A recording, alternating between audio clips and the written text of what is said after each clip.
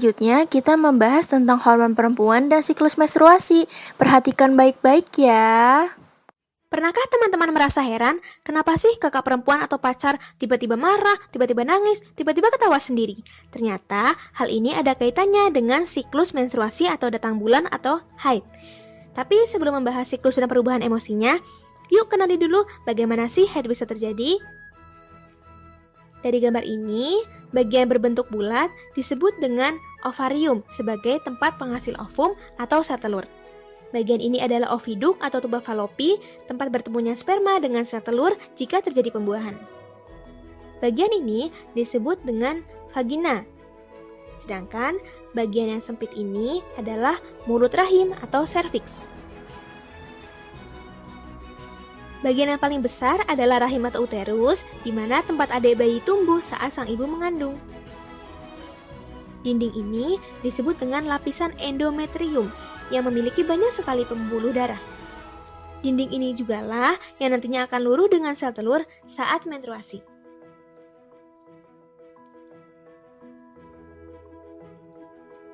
Sel telur yang dihasilkan ovarium akan berjalan melalui tuba falopi.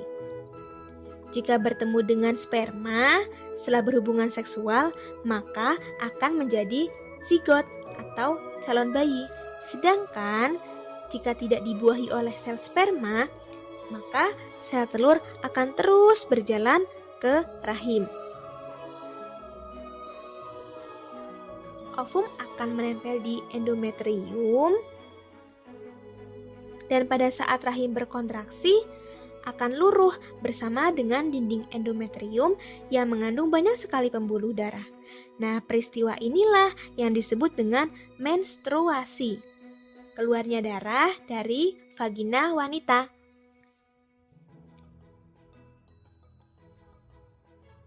Darah yang dikeluarkan saat menstruasi berkisar antara 20 sampai 60 ml atau 20 sampai 60 cc dengan lama menstruasi sekitar 2 sampai 7 hari. Terdapat 4 fase pada menstruasi, yaitu mens, fase folikular, ovulasi, luteal atau pramenstruasi.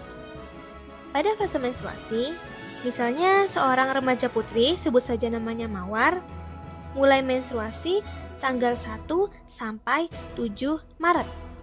Mulai tanggal 1, 2, tanggal 3, 4, 5, 6, dan selesai di tanggal 7. Maka saat itulah perubahan kadar estrogen menurun yang menyebabkan berbagai gejala PMS. Misal Mawar merasa sakit di bagian rahim karena kontraksi, lalu gejalanya mudah bete, atau bahkan mudah marah seperti rasa lapar. Tahap selanjutnya adalah folikular, di mana estrogen mulai meningkat, sehingga efeknya Mawar kembali ceria seperti semula.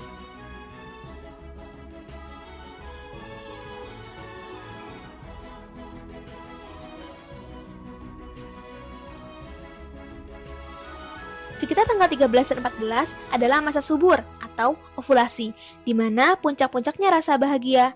Namun selanjutnya estrogen akan turun drastis, sehingga berpeluang lagi untuk galau. Fase luteal, di mana dinding endometrium semakin menebal. Kadar progesteron juga meningkat karena fungsinya untuk menyamankan kondisi rahim.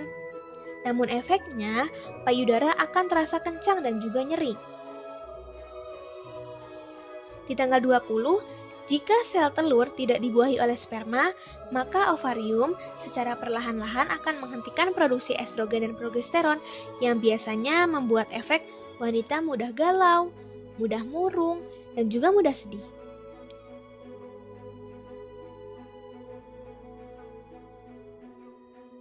Selain itu, jerawat akan mulai muncul. Tubuh lebih sensitif terhadap rasa nyeri dan radang, sehingga disarankan memperbanyak konsumsi ikan yang kaya akan omega 3. Selanjutnya, Mawar merasa gagal diet karena di tahap itulah nafsu makan meningkat. kadar progesteron dan estrogen meningkat sehingga metabolisme tubuh juga meningkat. Mulailah kontraksi rahim sebagai tanda akan menstruasi kembali bagi mawar, karena adanya produksi prostaglandin. Tanggal 29 Maret dan selanjutnya, mawar kembali menstruasi. Lalu, bagaimana sih menentukan apakah siklus haid normal? Ternyata tidak selalu harus tanggal 28 ke 28. Menstruasi bukan seperti gajian pegawai yang tepat waktu, tapi memiliki rentang 21 sampai 35 hari. Dikatakan tidak normal jika dalam 3 periode berturut-turut haidnya menyimpang dari 21 sampai 35 hari.